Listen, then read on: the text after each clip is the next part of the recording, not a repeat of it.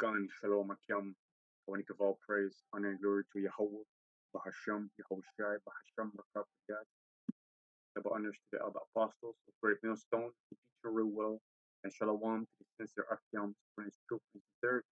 Shalom. In this video, I want to talk about a dream that I had yesterday, and Yahawah is an indication of the time that we're in right now.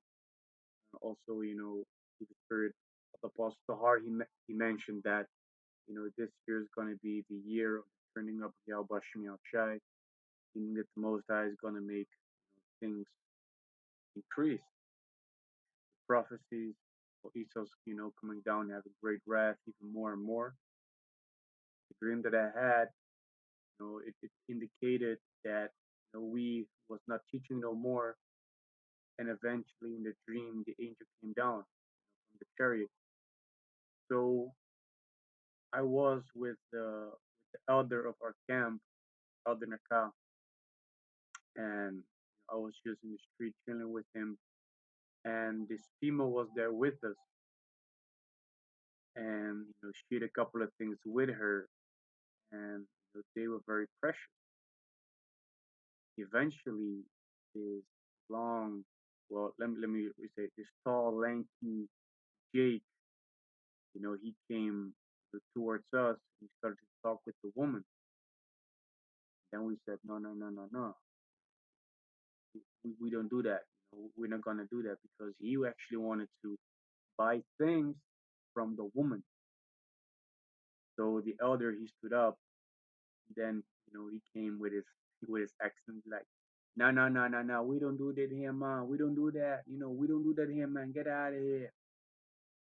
So he basically told that Jake to piss off, because whatever the woman had, we're not gonna sell it to you. And then, as I was standing behind the tall, lanky Jake, because he was kind of skinny, but he was tall. Then in the distance, when I looked in the sky, I saw a chariot. Kalal, Yahawashi. But the next thing that happened is it started to move towards us. And as it started to move towards us, I could see that it, represented the shape of this halo. And it came closer and closer, and as it moved closer, it started to take on the shape of, like, at first it was like a bird, but then it started to turn more into this fighter jet that they have on this earth. And as it came closer and closer, it started to take on this weird shape, and then it turned into a person. And what that man represented was an angel. And when I looked at him, he was from head to toe. He had the same color, and he was very dark. He had clothing on, and he had a very serious face, like he had no emotion, like he was just coming down to do business and then just leave. And then he did a couple of things with the tall, lanky Jake. And when I started to look at the Jake again, he was like, his eyes became very big, like he was afraid, or he got scared, or he froze. But the angel must have done something with him, because the way that he first came to us, and the way that he became after the angel came down, with two different people. And meanwhile, when the angel was on the scene, on the earth, I was looking at the angel and I was like amazed, like, is this what an angel looked like? Because the scriptures explain us that the angels are terrible to look upon. Back in the days, when our people would meet an angel, they were bowing down, like they were afraid, like. So I personally didn't got that feeling myself, but I was like wondering. I've always been wondering what an angel would look like. And lo and behold, in the dream, saw that angel, and it didn't terrify me,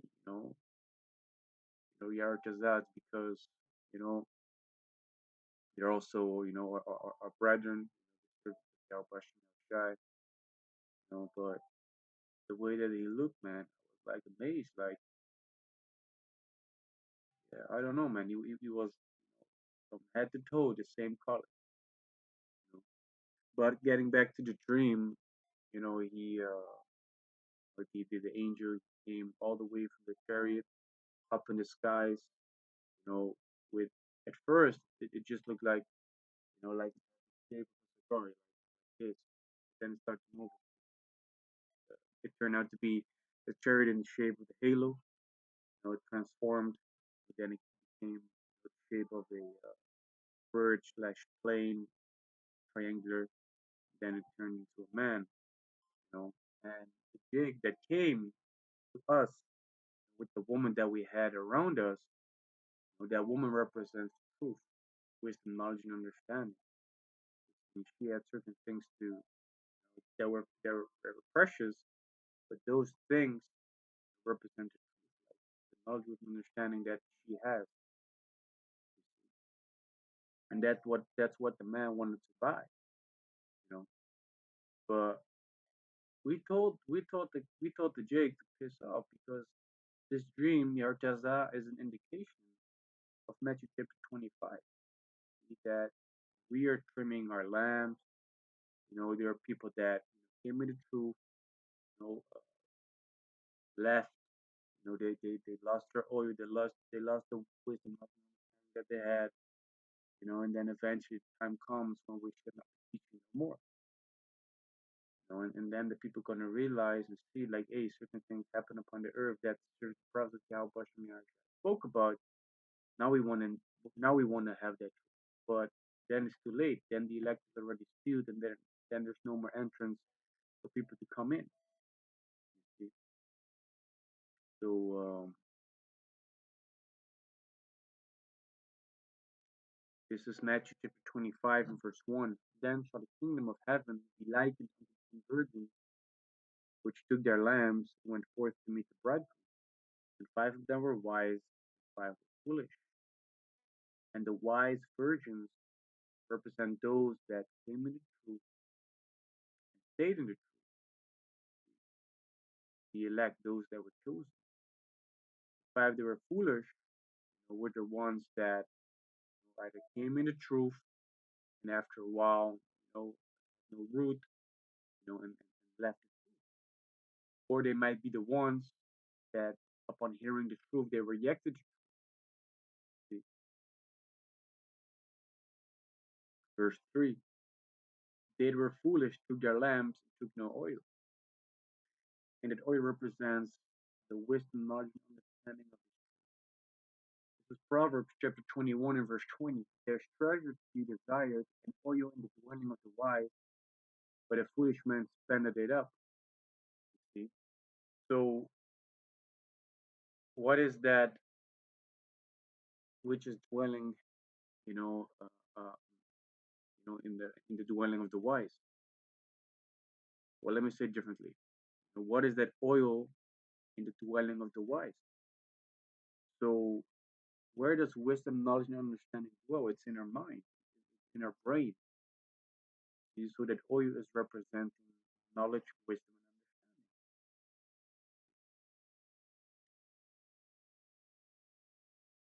But when we go back to Matthew chapter 25 and the third verse, it says, they that were foolish took their lamps and took no oil with them. So they were the ones that was not occupied with gaining the knowledge, wisdom, and understanding of Yahawashi and Rawchaa. And when the day comes that we're gonna stop teaching, they're gonna be the ones that are without, the knowledge of what's going on upon the earth and what they need to be doing. Verse 4, but the wise took oil in their vessels with their lamps. But they that were wise, those that were in the truth, they that occupied themselves with, making videos, reading, studying, trying to apply the knowledge, wisdom, understanding of Yahawashi and Yahawashi to become a better man, they're going to be the ones that are going to stand with understanding in the time, even after we get the decree of the apostle to heart to stop teaching. Verse 5, while the bridegroom tarried, they all slumbered and slept. And at midnight there was a cry made, behold, the bridegroom cometh, go ye out to meet him. That's the point, when the apostle to heart is given the decree out there to stop teaching. And then we're not going to be on the highways and byways no more. That's going to be referred to as the time of the famine of the word, which is also prophesied in the scriptures to happen.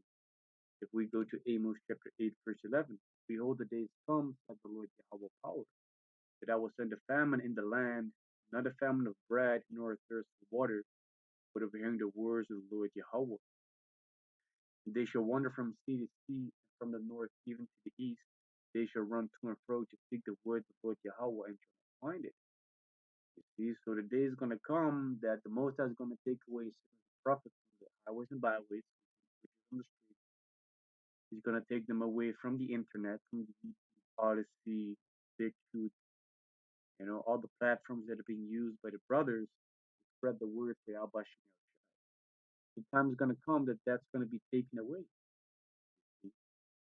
And, right now we see that YouTube is censoring certain things that we talk about concerning prophecy, but that's all leading up to the famine of the word.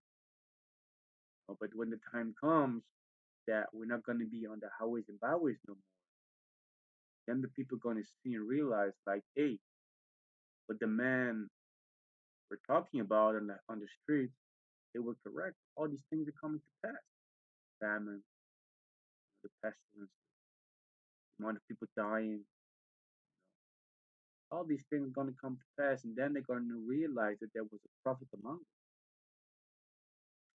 them. And when those times come, it also says in verse 12, they shall wander from sea to sea and from the north even to the east.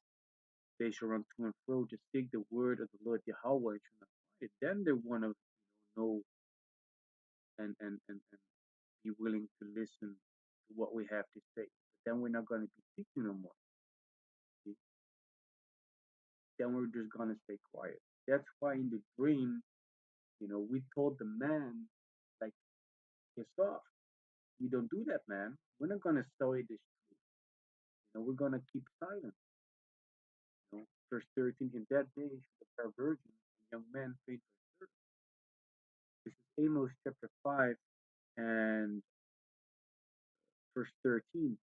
Therefore the prudent shall keep silence in that time, for it is an evil time. So once the Apostle Tahar gives that decree out to stop teaching, and we're gonna keep silent. And after that, things are gonna get worse and worse because we already see that every day that passes by, things are being turned up more and more. Right now, we are seeing that they so-called claim that things will go back to normal, but we also know, as it says in the First Thessalonians 5th chapter, that it says in the 3rd verse, for when they shall say peace and safety, then sudden destruction cometh upon them as travail upon a woman with child, and they should not escape. Once everything is going to go back to normal, it's still going to hit the fan because things are not going to go back to normal.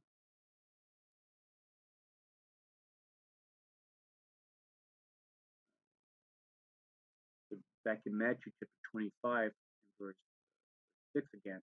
And at midnight there was a cry made, behold, the bridegroom cometh, go you out to meet him. Then all those virgins arose and trimmed their lamps. The trimming of the lamps represents, refilling that oil. That's talking about that.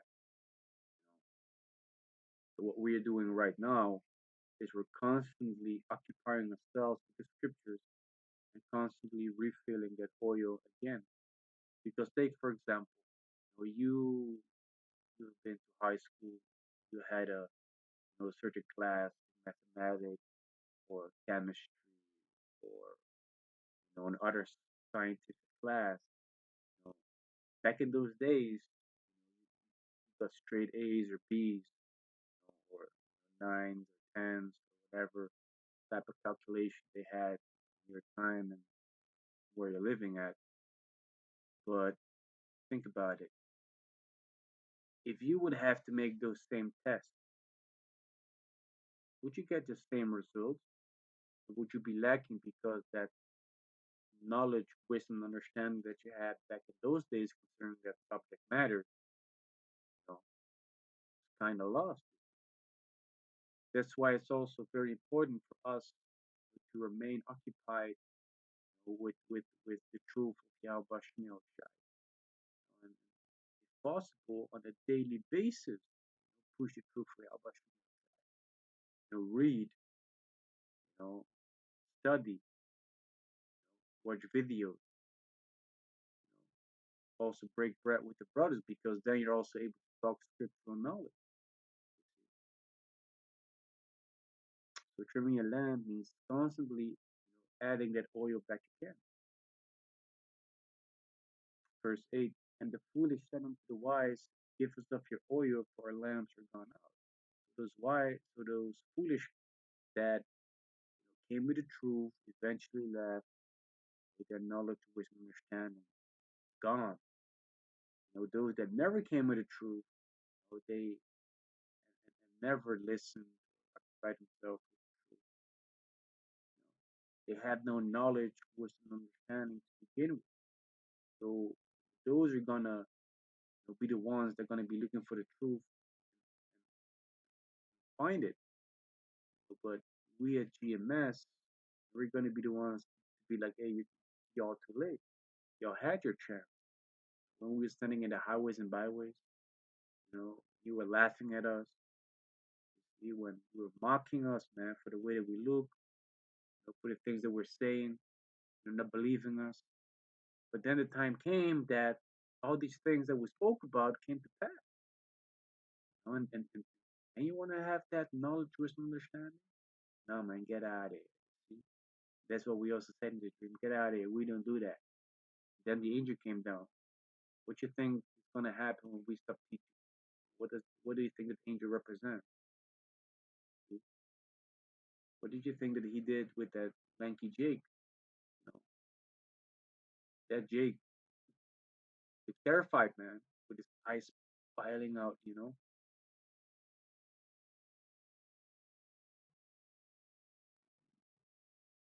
Verse 9, but the wise answered, saying, not so, lest there be not enough for us and you, but put you ready to them that sell and buy for yourself.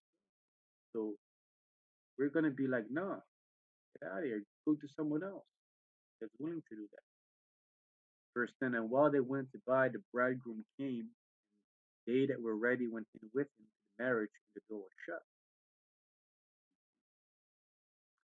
This is Proverbs chapter 1, verse 27. Let me start at 24. Because I thought and ye refused, I've stretched up my hand and no man regarded. When I was the Most High calling out, stretching out his hand to the prophet. 25, but ye have said it not all my counsel and would not have my reproof. You didn't want to listen to what we had to say, the corrections that had to be made for you coming in the truth and adjusting and amending your ways. Please, Yahawashi, Yahawashi. Stop being a two-third type of person.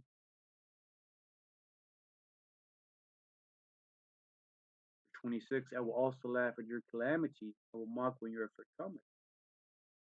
Because they didn't want to listen when the time comes that shit's gonna hit the fan, that the Most is gonna laugh at them for the things that they have to go through. The Most is gonna do that through a series of prophecies.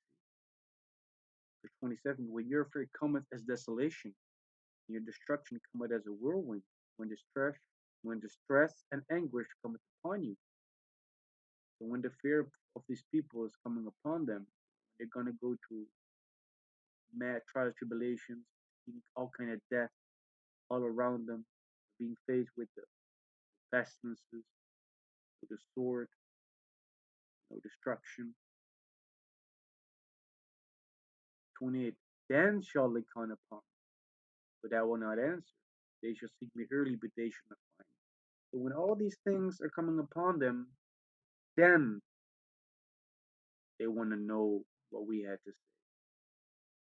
Because, hey, in the word they say, seeing is believing, right? Experience, experiencing these things makes a person even more willing to believe. But hey, they were hard-headed back then, so gonna be recompensed for that.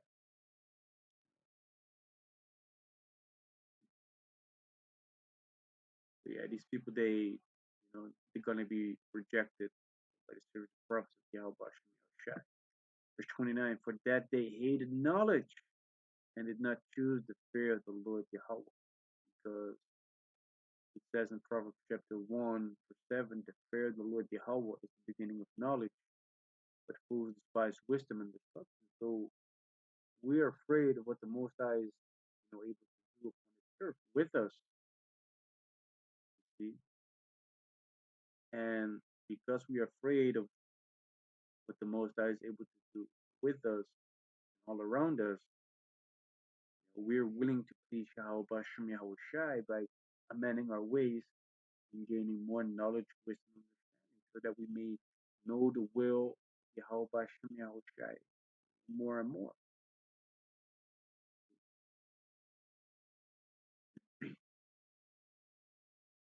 But they were the ones that didn't choose that. They wanted to walk in wickedness, walk in their own lust.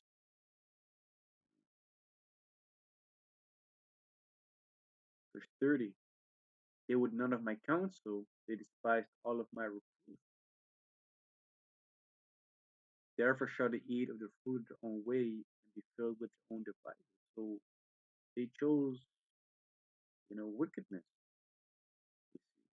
And what does it say in the book of Sirach?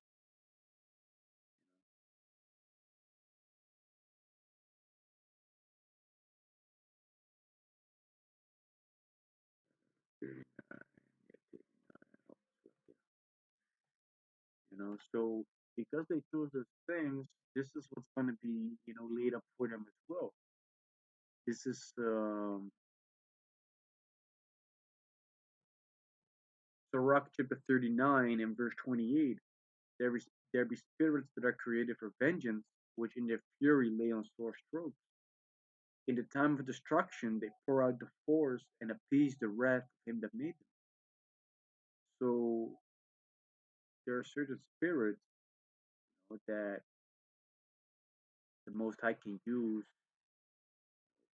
for vengeance in a way that the Most High is able to put a spirit on a serial killer to kill a person. The Most High is able to put a spirit, on animals, tear people apart. The Most High is able to use spirits, you know, through his through the spirit of power of Yahweh Shai. So he's able to do all these things, man. If we're gonna read on, we're gonna be able to read what the Most High is also able to do. But during those times, there's gonna be destruction, and to appease the wrath of the Most High means that the Most High is able to make his wrath less by doing these things. Because if you go to the word of peace,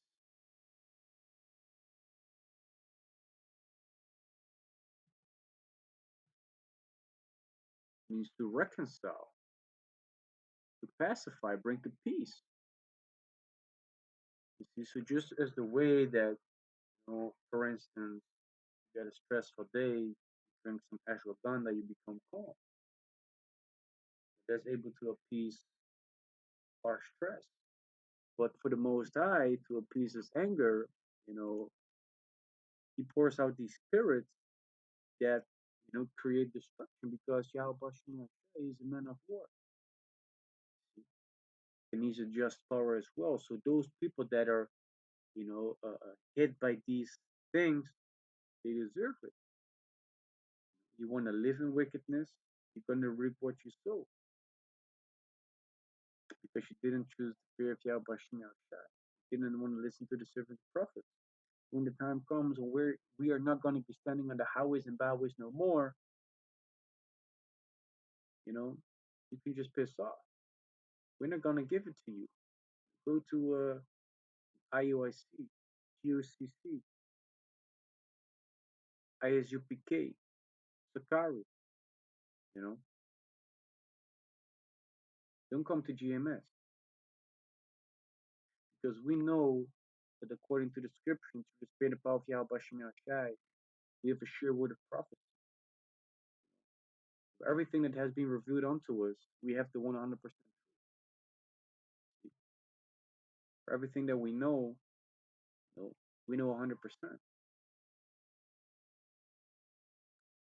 This is Sirach 39 in verse 29. Fire and hail and famine and death, all these were created for vengeance. Teeth of wild beasts and scorpions, serpents and the sword, punishing the wicked to destruction. All these things are created for vengeance, for payback. Teeth of animals, scorpions that they're able to kill, snake, sword, which goes in the modern day sword being the gun, knives. Going to the word sword also refers to armies, so it could be wars. But they are for punishment to the wicked, you see. And that's gonna be the reward for those people, that chose to live after their own lust. Because if we read Proverbs chapter 1, verse 31 again, it says, therefore shall they eat of the fruit of their own way, the way of wickedness. And these people are going to be punished for that and be filled with their own devices. For the turning away of the simple shall slay them, and the prosperity of fools shall destroy them. And also for turning away the prophet Yahawashi Yashai, you're also turning away Yahawashi Yashai. Because as it says in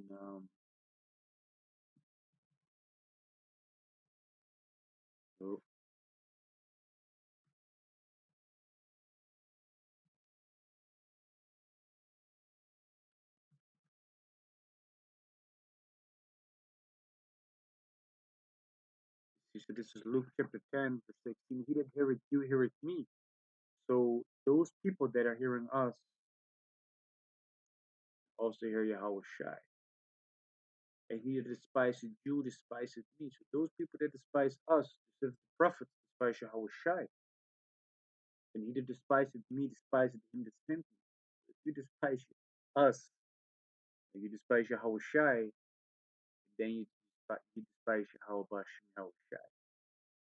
Because the Most High, he wanted to send out Yahawashi to spread the truth uh, uh, over 2,000 years ago. You see? And through the reincarnation, we are being set up to spread that same message, you know, before the second coming of Yahawashi. And as the title this video is going to be, dream testimony that indicates the time we're in, was willing, of course. No more teaching, the angel came down. So Rawchaa are very close to the second coming of Yahawashi, which means we're not going to be teaching no more. And it's going to be a time that the famine of the word is going to hit. And people are going to be looking for what's going on upon the earth. They want to come to us because we've been preaching about these things, collectively, you know, for about 30 plus years, starting off with the other apostles, BMS on down. So Rawchaa, this lesson was edifying, and I want to give all praise, honor, and glory to Yahawah, Bahasham, Yahawashi, Bahasham of Qadash. Double honors to the elder apostles, great Millstone, who teach them real well. and Shalawam to the sincere Akim for his truthful sincerity. Shalawam.